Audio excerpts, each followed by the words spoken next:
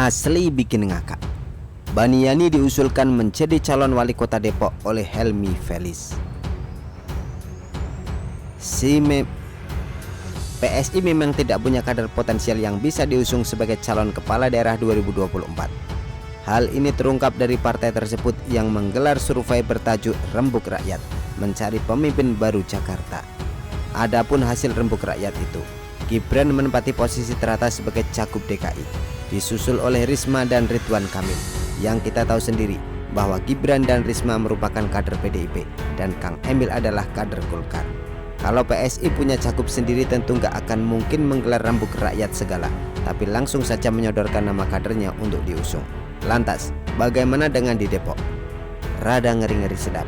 Sebagaimana kita ketahui bahwa sejak pilkada langsung pertama kali digelar di kota tersebut yakni pada 2005 silam, PKS satu-satunya partai yang berhasil menempatkan kadernya sebagai wali kota, yaitu Nur Mahmudi Ismail 2 periode serta Muhammad Idris 2 periode.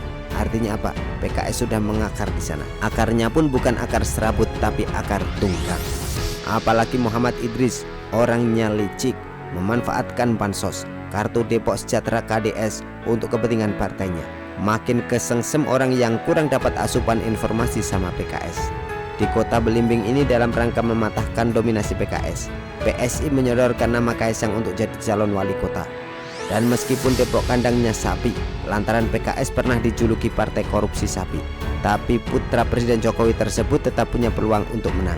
Karena citra wali kota dari PKS sebelumnya nggak baik-baik amat di sana. Seperti Nur Mahmudi Ismail, pernah ditetapkan sebagai tersangka korupsi proyek pelebaran jalan nangka di Kecamatan Topos. Kemudian, ia juga pernah tidak bertanggung jawab alias kabur pasca menabrak warga dengan kendaraan dinasnya. Sedangkan Idris tidak kalah anehnya, seperti ngotot mau merelokasi SD Negeri 1 Pondok Cina, padahal sudah ditolak dengan keras oleh wali murid.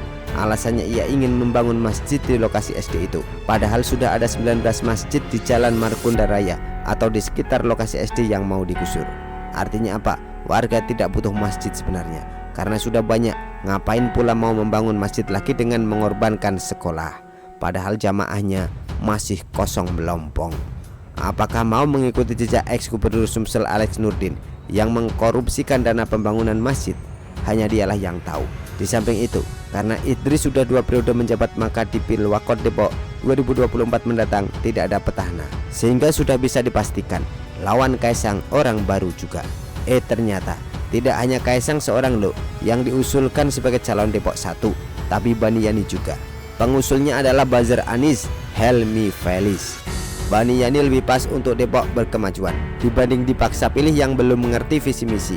Ya lebih baik Baniani yang jelas pendidikannya, punya ijazah asli untuk Depok berkemajuan. Saya dukung Baniani. Beliau pun bisa 3 bahasa dengan fasih. Ilmunya bukan kaleng-kaleng, tuturnya melalui akun tweet @helmifelis. Tidak belak, usulan aneh itu pun langsung mengundang gelak tawa warganet. Baniani lawan Haji Bolot saja belum tentu menang, tutur pemilik akun tweet @hamzahroni. Emang siapa sih Baniani? Yang orang tahu dari dia, ya kader partai yang lolos verifikasi faktual hasil giveaway dari KPU, yakni Partai Umat, serta ex-napi yang pernah tersandung kasus pelanggaran UU ITE dan divonis 1,5 tahun penjara. Pertanyaannya, apa yang bisa dibanggakan dari dia? Terbukti, meskipun Baniani pernah berjasa besar mengantarkan Anies terpilih menjadi gubernur DKI, tapi dia nggak pernah diangkat menjadi anggota TGUPP atau komisaris Ancol. Sedangkan Haji Bolot minimal dia bisa melucu. Baniani jadi lurah di bulan aja, lebih cocok, tutur pemilik akun tweet @anastasia18. Di bulan, sekalian saja di matahari. Dan ada benarnya juga pernyataan itu, karena di bumi nama Baniani sudah tercemar oleh limbah pabrik, jadi sulit untuk dipercaya orang lagi. Tokoh-tokoh kadrun emang lucu-lucu, layak diformalin. Lanjut pemilik akun tweet @karmatiranda dengan nada seperti tanpa bersalah. Sebenarnya Baniani versus Kaisang bagus juga sih. Kaisang pasti akan dengan mudah menang. Tapi masalahnya di sini, partai mana yang mau mendukung Baniani? Partai Umat nggak memenuhi syarat. PKS punya kandidat lain yang hendak diusung. Mudah-mudahan saja Baniani bisa maju lewat jalur independen. Sebagai pembuktian kalau kadrun itu bacotnya doang yang gede, tapi sebenarnya nggak laku di negeri ini. Begitulah kura-kura.